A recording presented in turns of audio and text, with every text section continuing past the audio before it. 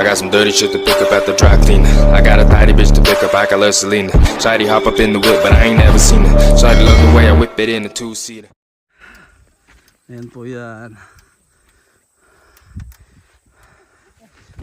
May nakita po ako. Gulaman. Tingnan po natin yung rock formation. Ayan po. Ayun, parang may kuweba po doon sa taas. Parang pwedeng pagtaguan. Ayan po. Tingnan nyo. Ayan ang view dito. Ayan.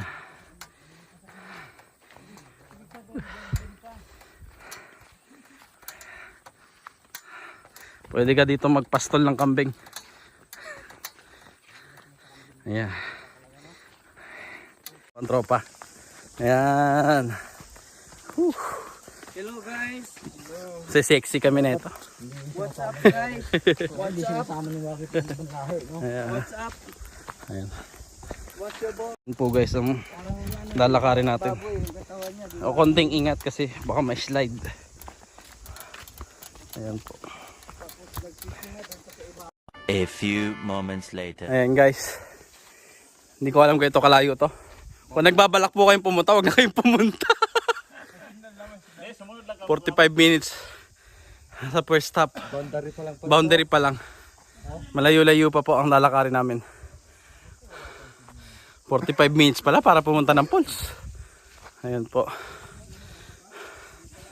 Ayan. Ayan, mag-overpass tayo. Trespassing po tayo, trespassing over the bakod. Guys. Ayan. Ayan po. Singa. Malupit po yan si paring Jonald. Puta pagod na nga ito na. Pagod na daw ang itlog niya. Mga pawis na yung kabitlog. Mga kabitlog dyan. Wash out. Watch. Much later. Sila paring Jonald at paring Eduardo.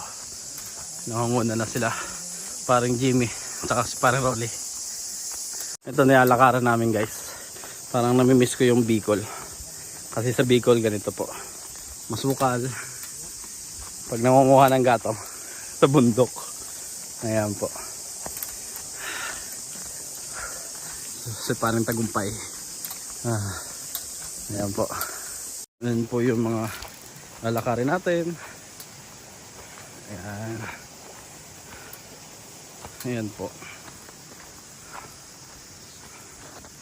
Ayan. May bridge po sila dito. Bridge. Ayan. Ayan. Ang ganda po dito. Ayan. Ayan po. Nasa munting bridge po tayo. Ayan. Ayan. Si paring Jonald. Kaway. Hindi po nagbabago. Gwapo't-gwapo pa rin.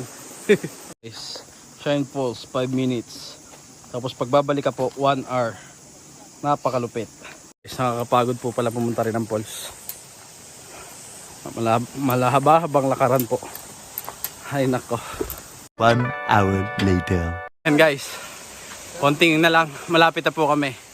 Nakikita nyo po yung falls. Ayan.